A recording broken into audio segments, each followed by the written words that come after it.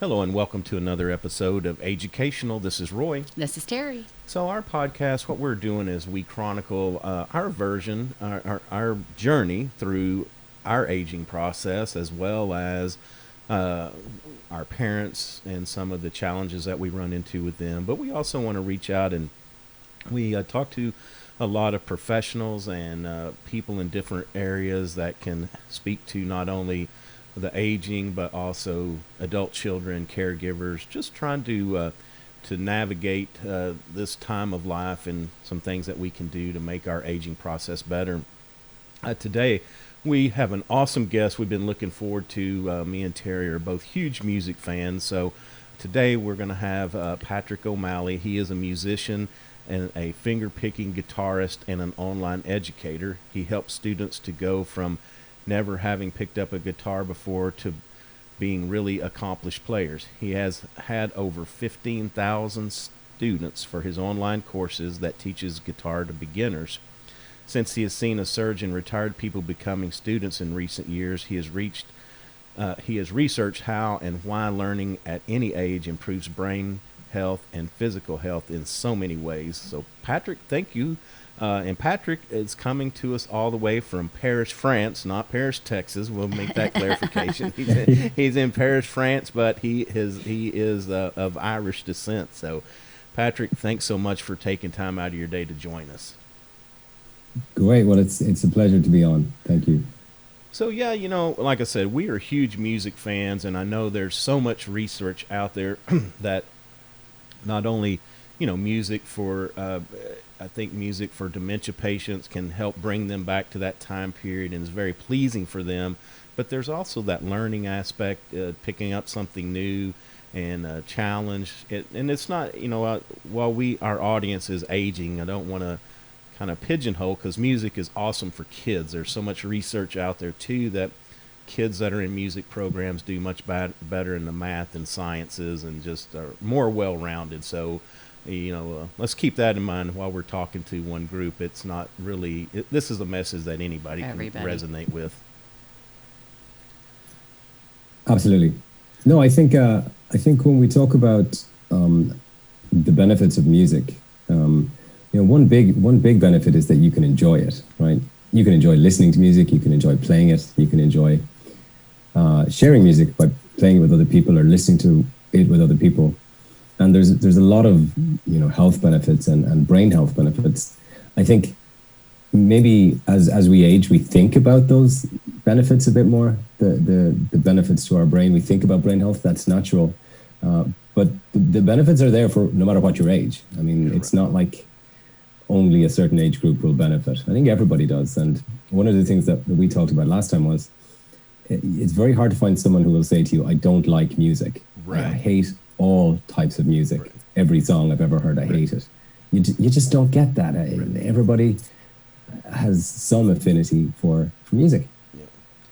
Yeah, and music is it's an awesome thing, because sometimes that song can come on and you find yourself just starting to have a little movement, even though it's not really conscious. But it's such a good mood lifter. For us, music is a big part of our life when we go exercise, or if we're kind of feeling a little bit slow or a little bit down, you can just pop on some music and it really changes everything. So yeah, I'm like you. It's hard to, I don't know that I've ever met anybody that just said, music, whatever. It just helps with every emotion. I mean, even like if I'm feeling a little upset or getting angry, I can put on some scream music, just get it out of my system. I mean, just every emotion, it helps across the board. Absolutely. There's so many different types of music, and there's so many different ways people listen to music. Like you said, for exercise, for going on a walk. I listen to music, different types of music. If I'm working, I'll put on something, maybe it could be Beethoven or Mozart or something, but we have music accompanying us for a lot of our lives. And you've basically said it there. I mean, music can help you feel better. Yeah, and brings it can. It does, and it brings back memory. Just we were talking about earlier. It just brings back a certain time in your life, and it's just very It is an emotional thing, just all the way around. It just helps with so many things. Yeah, I guess that's why the dementia patients, because Yeah. I think about myself is that it does. When you hear a song from the olden days, you could think, oh, I remember that riding. We were riding in a car down this particular street, and it just puts you right back into that time frame. But there's so many instruments out there too. That's the Yes. other thing is, I think we're going to speak mainly to the guitar today. But if guitar's not your thing, I don't even know how many instruments are out there, but there's tons of them. That you Piano, can take up yeah. something that will bring you joy for sure.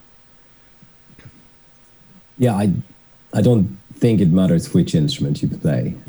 If you're learning any instrument of any kind, or you're playing it, generally you're either in one of two modes when you play an instrument. You're either really honed in on practice and trying to master something, or you can just be playing something because you're enjoying playing something that maybe with people or maybe on your own, and you're just enjoying you're relaxing. And in both contexts, it is amazing for your health and your well-being and emotional state. It doesn't matter whether it's piano or guitar. Yeah. And people often ask me, "Oh, what instrument should I learn?" Yeah. And my answer is, if you've ever dreamt of playing an instrument, like, "Oh, I've always wanted to play the cello," for example, that's the one to learn, because you've always had that inside you. You've always had this kind of subconscious thought, "I'd love to be a player of this instrument." That means that if you start learning it, it's a real passion for you. So always look inside and think to yourself, "Oh, what instrument would I have thought about in the past?" Going, "Oh, saxophone. I'd love to play saxophone. Oh, the flute. I'd love to play the flute." Usually, there's a couple of instruments that we have an affinity for. So if you're thinking about which one to play, look inside, see what's there. So I had always heard, well, for my youngest daughter, she always wanted to play the guitar, and then I was told and did a little research, and was told that she should start with piano so everything else will be easier. That's not the case. Do you think?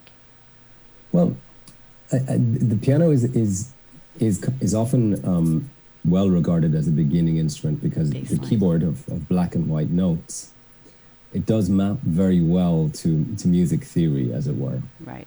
But if your daughter really wants to play guitar, like really, Yes. and you put one into her lap, before you know it, she's going to be playing that goddamn guitar. And if you give her a piano, she might be like, "Yeah, I'm bored now." So, I think if you feel a passion for something, it's Go always for that. Good to do things that excite you. Yeah, but I mean, a lot of people do learn on piano because it's Is it like a I said, baseline? it is a good.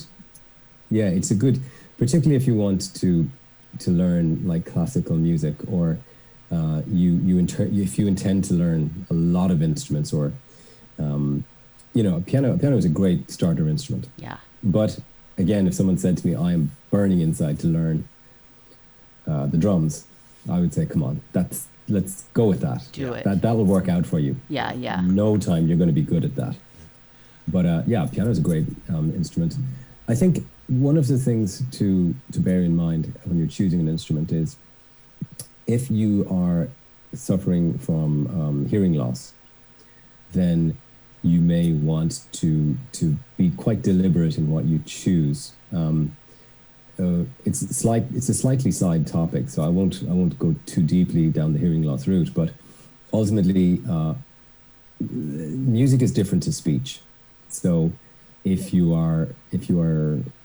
got a hearing aid that works okay for speech, music, and musicians tend to have a kind of more refined, expensive cochlear implant that they use, and they often go to an audiologist to get it tuned just right for their instrument. Now, this, of course, I'm talking a little bit more about professional musicians here, and what's up. But if you were suffering hearing loss, something like a cello or violin would be not a great choice, because there's so much intonation in it, and And you're often better off with something like a bass or a guitar that you can actually feel the vibrations of. Yeah. You can actually have it against you and feel that.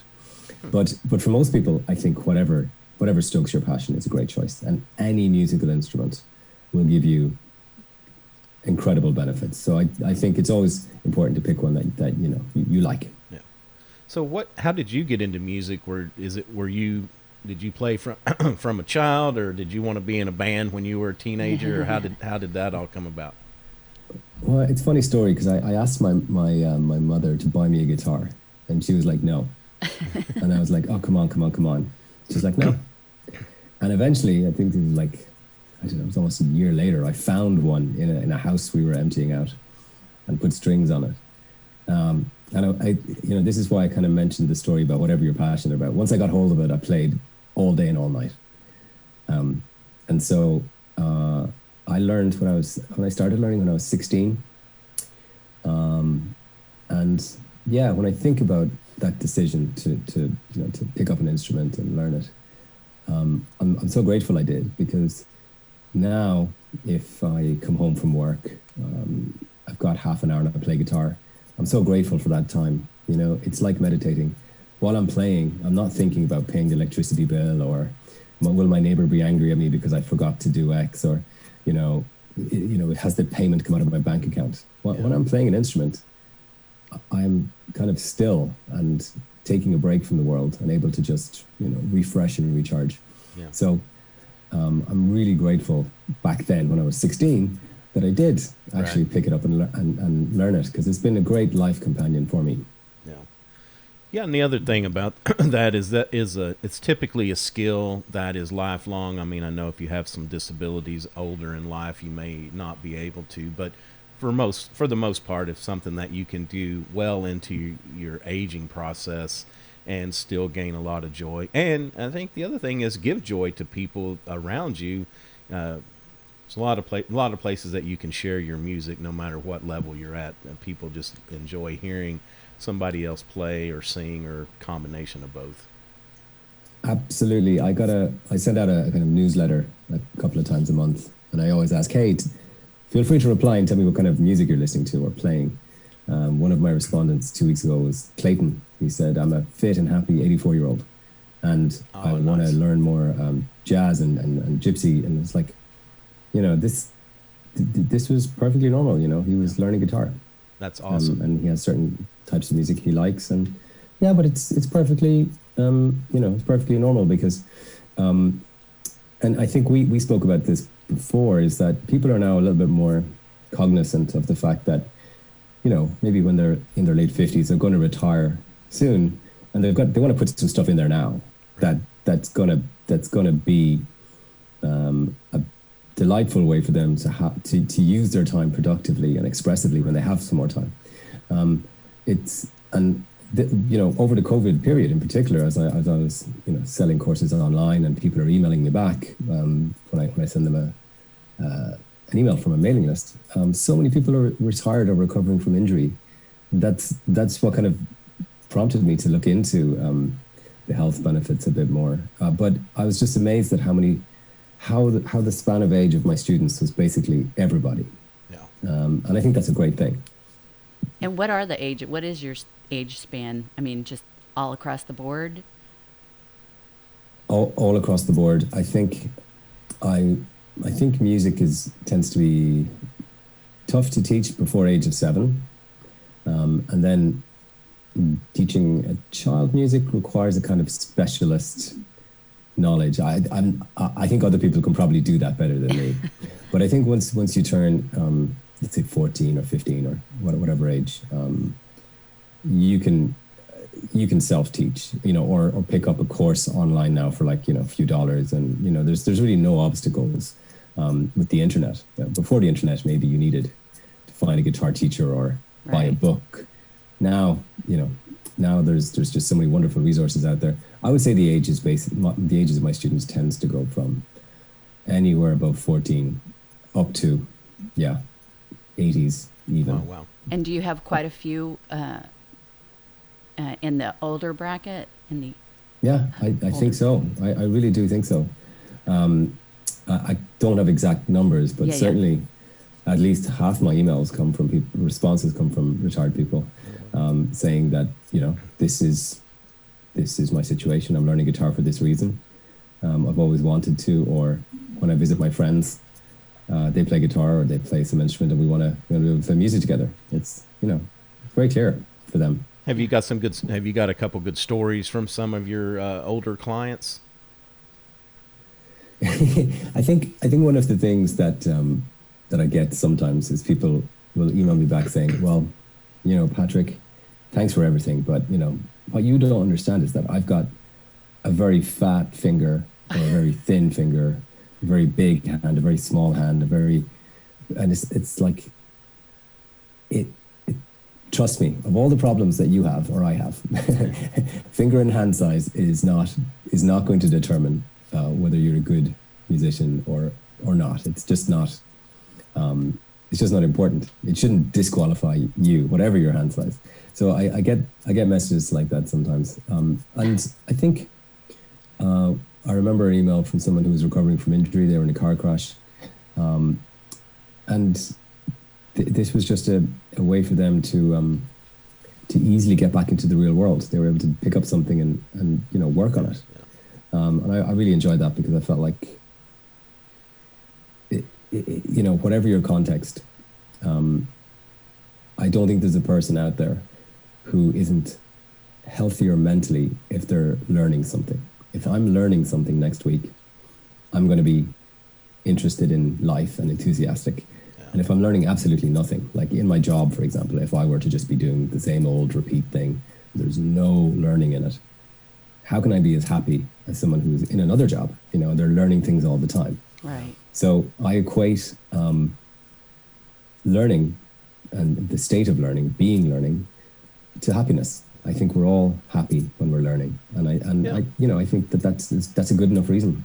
Yeah, and it's a feeling of accomplishment. Yes. The other thing I can speak to myself is the managing expectations. That I want to go out and a few years ago I bought a guitar and I thought I'm going to try to take some lessons, and then just didn't find the time. But I wanted to pick it up, and I wanted to be Craig Ross, from right away. Yeah, from the moment I picked it up and put my pick on there. It's like, and I think I guess everybody's in their own place, but also we just need to have patience where, it's a process that you just have to work at, and it takes a lot of practice. It does take a lot of practice. I did end up taking, my daughter, eventually she played piano, and then she started taking guitar lessons too, and she still to this day plays the guitar, and it's very helpful to her.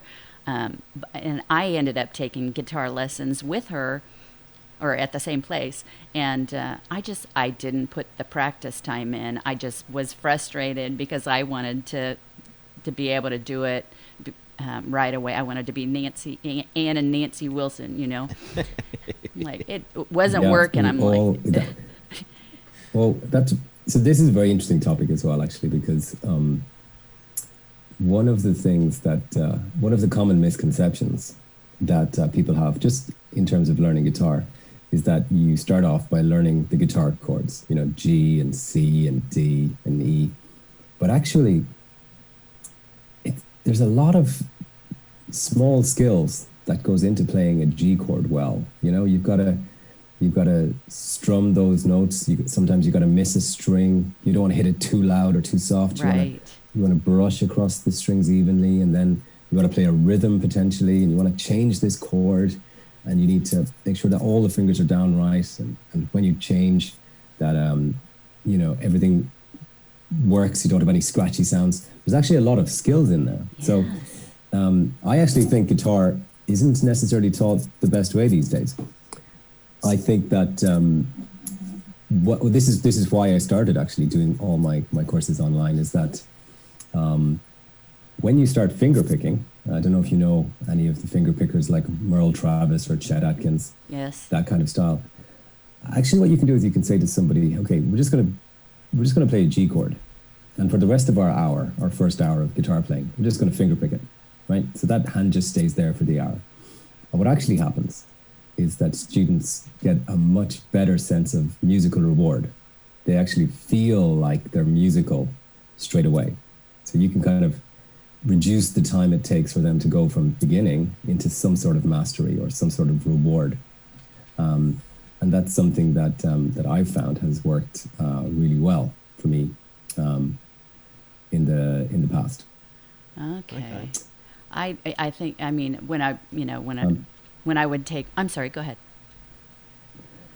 No, I'm just saying that sometimes when we sit down to take on a project, or we sit down to learn something, often we just need to be aware that part of sticking with it, the stickability, is that we get some reward as a student in those early days, right? So if you're learning anything tomorrow, Spanish, for example, and within the first hour of Spanish, you're able to, let's say, call the restaurant and order something, right? That would be a reward for you, you know, and that helps keep you on the horse. That helps keep you enthusiastic. An early win can be great.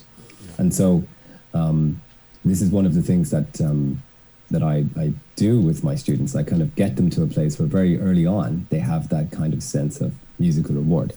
And actually, I'll illustrate this for you. Just bear with me a second. Awesome. Yeah. Yay, I was hoping. So the traditional way of learning an instrument, just have to find a way for this. We'll do it this way. We'll go above. The traditional way of learning an instrument on guitar would be you learn your chords, you play your C to G, you play your...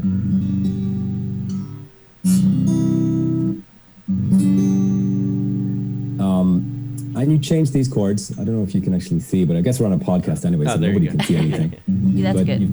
you got these chords, and you're changing between them. And yeah, I get my students to always just play one chord and just start picking the individual notes. So they would be like,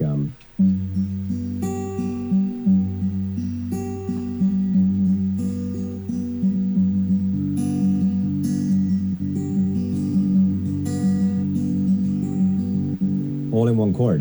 And what you find is that people will start with that, and then they kind of start playing around for themselves, you know, and they start noodling around and experimenting, and they come up with something that they like, you know. They're like, oh, okay, so I can do like...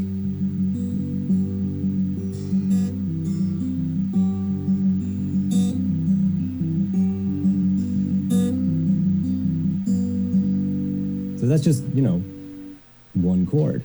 So I think one of the things that we need to think about is that it's never too late to learn.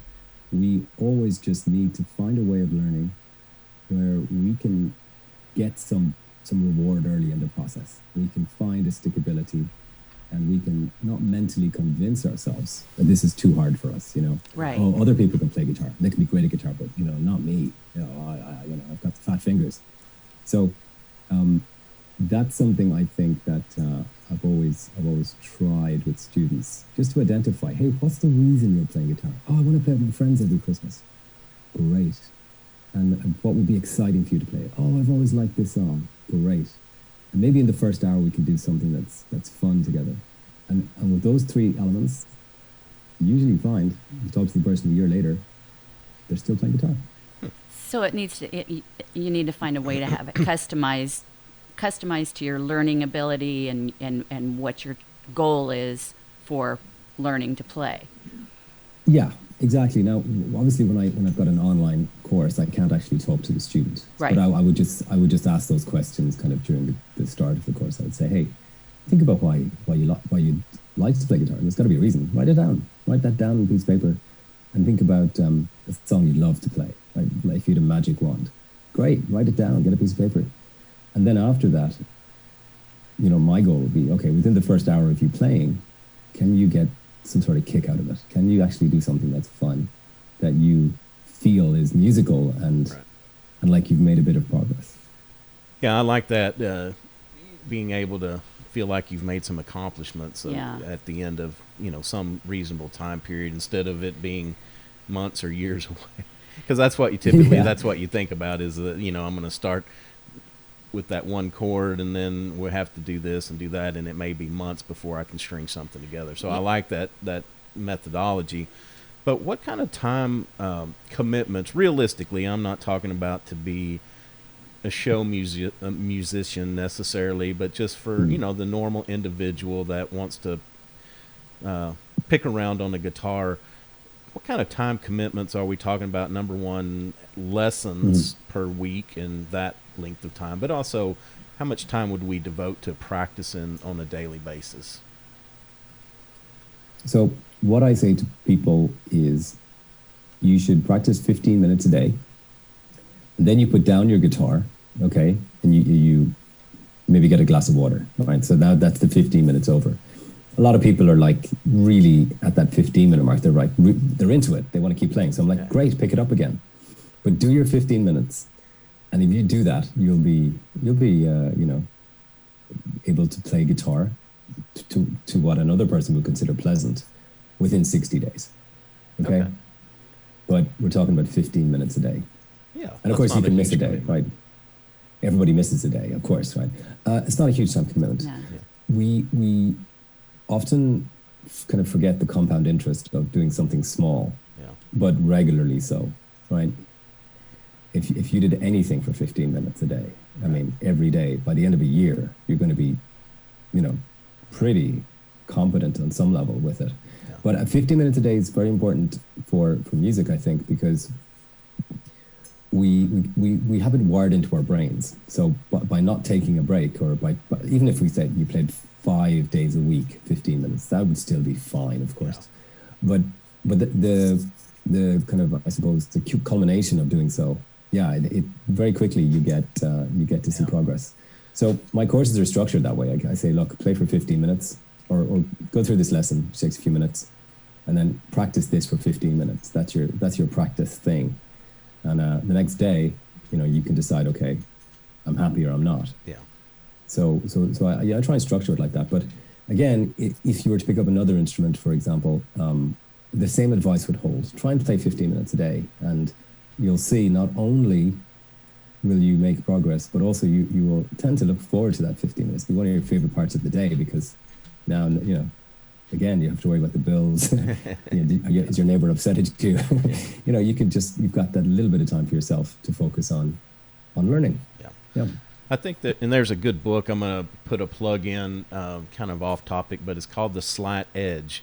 And it's, the author talks about this compounding effect. We think about compounding effect of money, but we also need to think about compounding effect of our actions and our thoughts, is that, if you were to pick up a guitar and play for 15 minutes and not pick it up for another month, you may be better than the guy that's never picked it up. But if you pick that up and do it for 15 minutes every day, at the end of 30, 60 days, you're going to see enormous progress. And being pleasant sounding. I like the way you put that. Yeah. Pleasant sounding to others. That's perfect right there. That's what I'm aiming for. Right. Yeah, and it also, we try to make things that are good for us become a habit. Yeah. So, for example, if you have a daily routine, like you get up, you have a shower, you brush your teeth, like that would be the perfect time, just for example, to play guitar, because you've got these other habits and you stack another one onto it. So you're going to brush your teeth every morning, and then after that, what comes next. It could be playing your guitar. Of course, in the morning might not work for you. It might be that you come home at night, and you've got some things that you do. But let's say you eat your dinner at night, and it might be right. As soon as I put my bowl in the sink, I pick up that guitar. So there's things you can do to kind of make a habit stick. But ultimately then, after, let's say 3 weeks, those habits kind of just have their own velocity, and they just stick. And once you get to a certain level of competence, it's not a habit anymore. You don't have to do it. Right. You enjoy doing it. And I guess we initially kind of spoke about some of the health benefits, and I think I could share some of those as well if you're interested. That'd be great. Please, we'd love that. Some of those, yeah. So, like I said, I started researching this because of the amount of people who were reaching out to me, asking this question, and also who were retired and wanting to talk to me about it. But I looked at studies that have been done. So medical scientific studies, double-blind, proper science in medical journals, and I found the following results. So and no surprise, by the way, these things will not surprise you.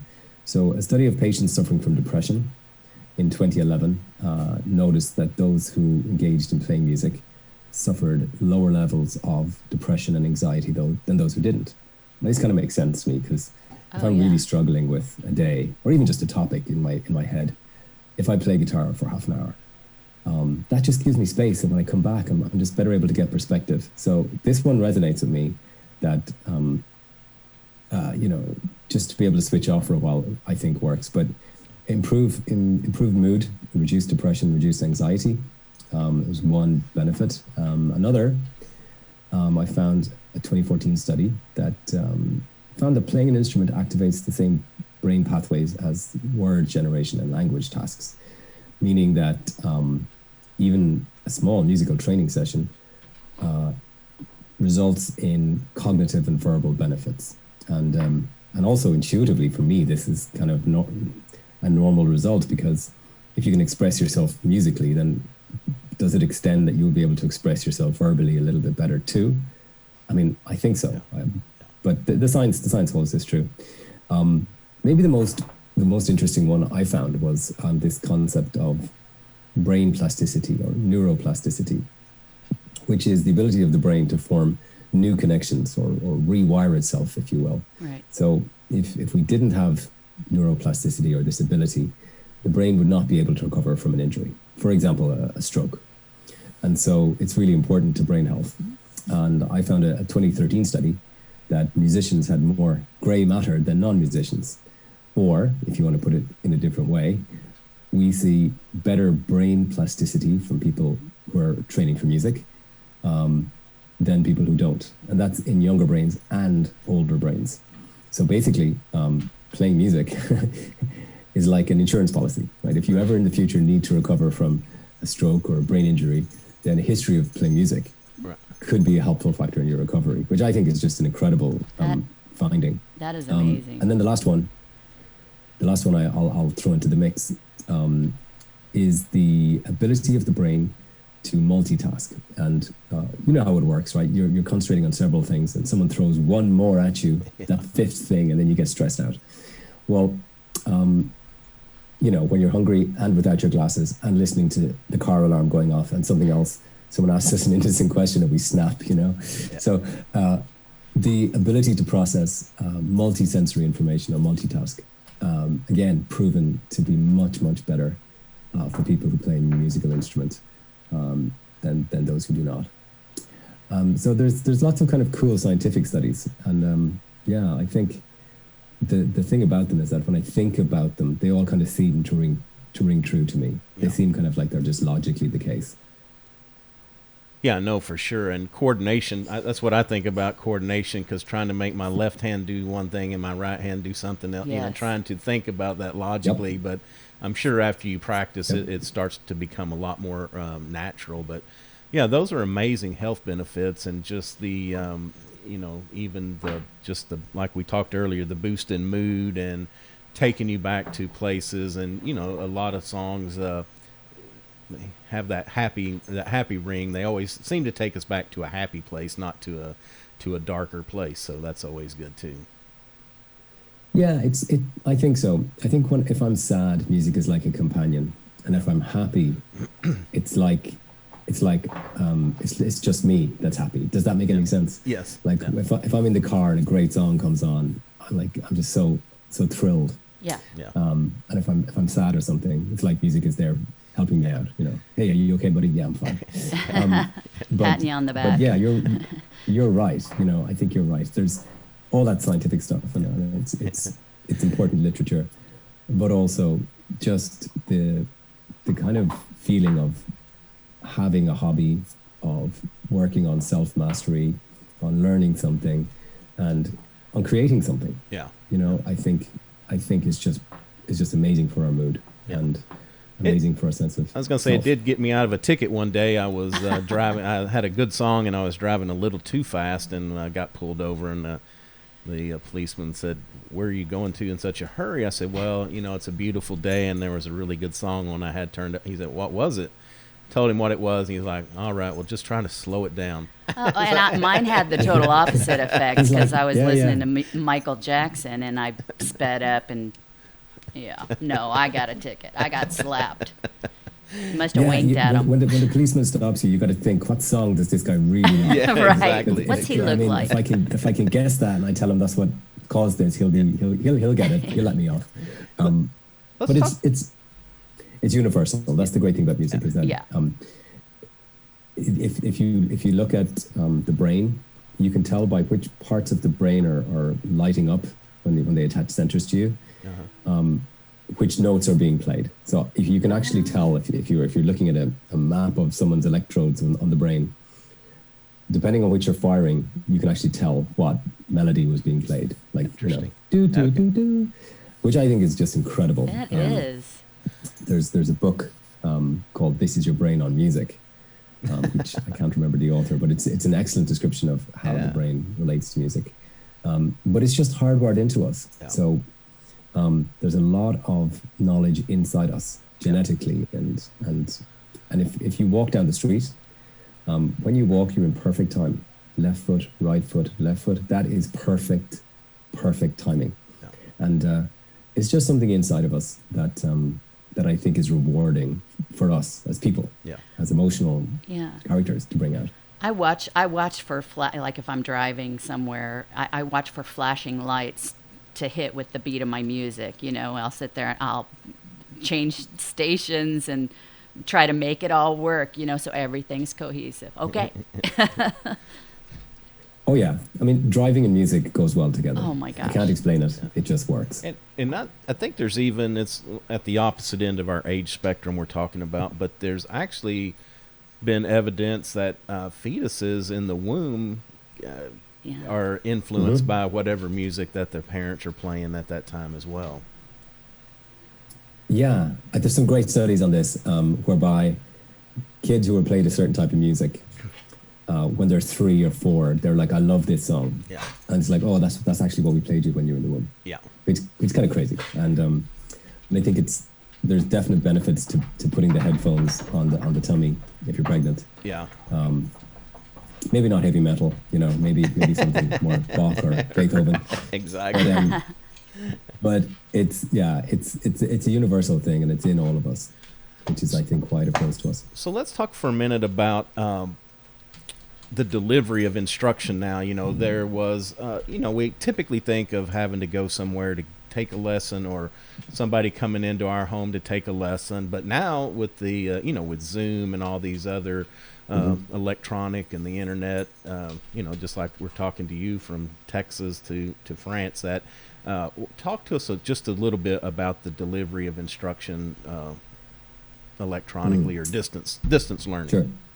Sure, I will. I'll do that. It's a pity you're not in Paris, Texas, and I'm, because Paris, Texas to Paris, France would just. We're all in Paris. Okay.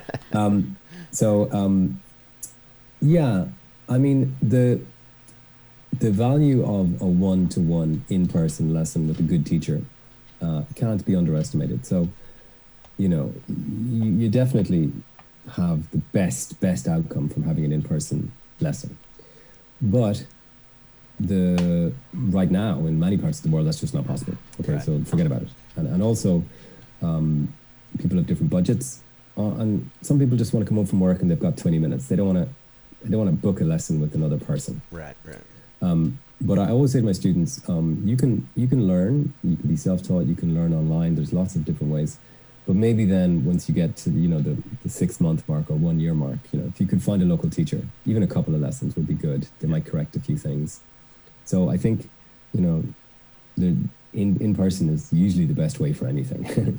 But with the, I guess with the internet, we've just seen more and more online learning in general. And I think what's been really great is that the quality of that has gone up and up and up. The early lessons online mightn't have been so hot, but these days you can get some incredible resources online, and you can get lots of material for free. You can Google, or you can YouTube, or you can, there's just so much content out there. One of the things that you might want to consider, though, is whether you want to just be randomly searching the internet, or whether you want a kind of a structured learning format, because it's good to have a way to work through things logically to get to an endpoint, which you will get if you buy any course of any kind online. That I see that sometimes with students, they just browse random lessons on YouTube or Google, and they kind of end up not really going anywhere. Yeah. But there's excellent courses out there. I think mine are pretty good as well. And what we see with online learning now is just that it needs to be created in such a way that it leaves nobody behind, because people are at different levels. So I might give both you guys, a lesson, and one of you could pick it up quickly, and the other could be, struggling with it, or, not understood what did I mean here, or so that's the challenge when you're creating online education. You have to make sure that you're leaving nobody behind. Yeah. And when you explain something, that you start the next session by going, hey, if you found that hard, here's a few things to remedy, or here's a few things you can try, or go back and revise this part. And so you're really kind of trying to empathize with somebody that might be sitting in a part of the world finding this not as easy as somebody else. And you want to make sure that you're not assuming any previous levels of knowledge, that, hey, I'm going to refer to these terminologies. Oh, well, I don't know what that means. Yeah. So good online education, I think, is there. It's out there. I mean, we see a lot of people learning online, and it's very effective. Like, I think now I've got over 20,000 students at this stage. Wow. Who've done their courses online. Yeah. And it's amazing to see it. I think I've got something like 1,200 reviews, and people just sending me back messages of Wow. how they've succeeded, which is just so nice to read. But of course, I haven't done it. Right, they're the person who was brave and picked up an instrument and put some time in. Yeah. But it's definitely common for people to learn an instrument just by finding some stuff online that's good quality and that works. Yeah. Yeah, and I think too, also finding like you said, that structure. Sometimes that randomness can really lead us to nowhere but disappointment, and so finding somebody you resonate with, finding that structure that's going to start where you are and take you to where you want to go. Very, very important. Yep, definitely. I mean, the same is true for anything, but it's easier with beginners. If someone's a complete beginner, then it's quite easy because you assume nothing and you teach from zero, and that works quite well. That's why I actually created a kind of beginner, intermediate, advanced course, because I was able to say, okay, well, intermediate is going to be too hard for me to quantify. It just could mean anything.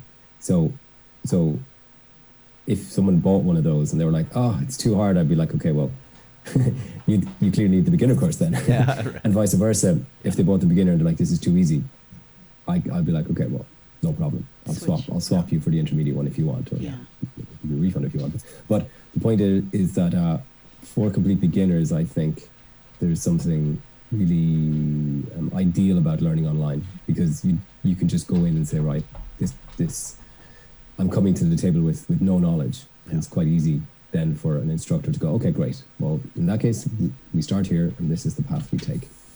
But yeah, it's a big topic now. I mean, there's a lot of people in different parts of the world, India, Pakistan, wherever, that are doing degrees online for free. The massive online open courses in marketing or machine learning. Right. I know Harvard has some and Stanford has some. You don't get a degree, but you can do all of that education and get really incredible skills. The challenge, if you're doing that, is to maybe find somebody that you can prevent the loneliness a bit. So if you've got a friend who plays guitar a bit, it'd be great to say, hey, once a month, if you could, tune in to me or do a call. Right. That's kind of cool. But there's a changing world out there, and I think we're not going to depend on universities to teach us everything from now on. Don't get me wrong, we'll always have universities. They're very important to our society, but not everybody is going to be learning from that place. A lot of people are going to be learning in more democratized ways, and I think it's a very positive thing. You know, I see a lot of people learning from a lot of different sources. Yep. No, that's a good thing. Oh, yeah. So tell us, before we wrap up here, so who are some of your favorite musicians? Who are some people that you either emulate or look up to? It's a hard question. Well, yeah, so my favorite musicians would probably be guitar players. I have a big affinity for the finger-picking guitar players, Merle Travis and Chet Atkins. A big favorites of mine. Don Ross is another finger-style guitarist who I admire greatly. I love Jimi Hendrix, Jimmy Page as musicians as well. All the Jimmys. Yeah, Eric Clapton is great. But again, I listen to so many, types of music. Yeah. That it's hard. My favorite singer-songwriter is probably, I don't know, I like Ray LaMontagne, I like Neil Young. There's just so many musicians that I admire. There's hundreds of them. And if you threw out a name, I'd be like, yeah, I love that, I love this. Yeah. So, it's very hard to say, but and Chopin, I've gotten into Chopin recently because my wife loves the opera. Okay. I'm not the biggest opera lover, but I've gotten more into Chopin recently because she's got CDs of his on, and I find him to be incredible to fall asleep to or work to. So, I mean, there's just so many different types of music. I love opera. I mean, I listen to a lot of genres, but I just get something out of all of them. I didn't think that I used to like country, and here I am in Texas, which is where, they play a lot of it. But my dad, Chet Atkins, was one of his favorites, and he played the guitar, and we would sit around, and he would play Johnny Cash. He'd sing the melody, of course, and we'd be background singers, and it was like, I don't know why. Johnny Cash I always liked, but just some of the other, Slim Whitman and Chet Atkins, Charlie Pride, all of that, I kind of attached it to just the country genre, and just across the board. And then the older I get, the more I find myself, I'm just like, oh, Patsy Cline. I just, it's so emotional, just all of it. It is. I mean, I think country gets a bad rap sometimes because people have a kind of certain kind of comedy image of a certain type of country. Like Hee Haw, the TV show.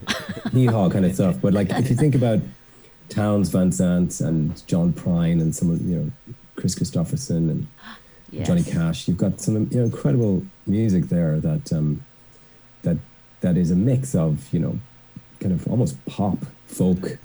Sure, it's country, but it's basically a lot of these music types we have today are kind of based on their antecedents. Call it the blues, call it rock, call it whatever. So there's a kind of big bubbling pot of influences that goes into most musics, and that's what makes it interesting, I think. And I think I listen to everything, but my favorite music is probably on the guitar.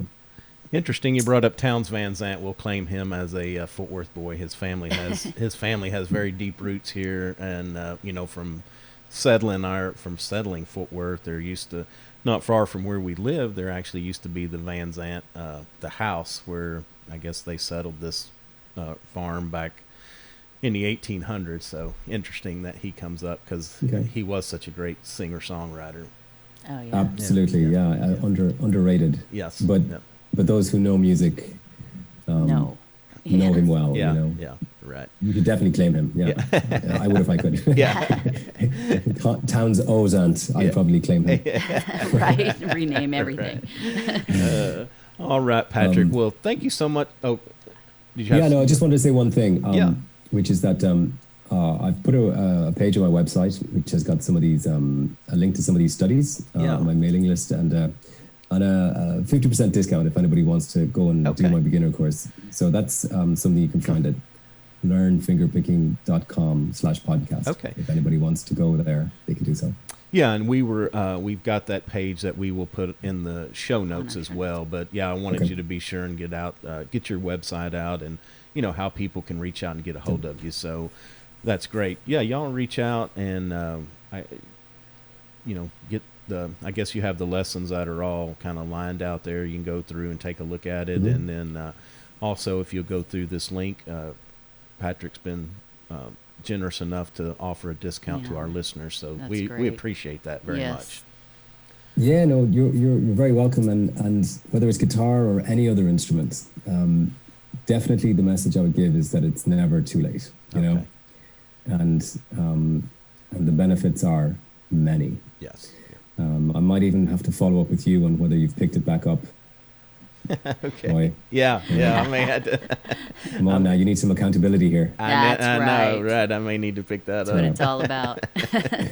All right. Well, Patrick, thank you so much for your time. It's been a pleasure speaking with you, It's a and pleasure. we hope to get you back on here again. Yes, Patrick, go do thank a you. Second version. This is such an important topic, and I think the pandemic has kind of shined a light on it. But I think even after we get back to some kind of normalcy, that Whatever. we do need to pick this back up, and people should be cognizant about all the benefits of we want to eat right, we want to exercise, but we could also play some musical instruments to help our future health as well. So, all right. Well, that's going to do it for another episode of AGEUcational. I'm Roy. I'm Terry. You can find us at www.educational.com, and we will put up in the show notes, we'll have the links to Patrick's pages as well as that discount page. And we are on all the major podcast platforms, iTunes, Stitcher, Google, Spotify, as well as all social media. So until next time, y'all take care of yourself.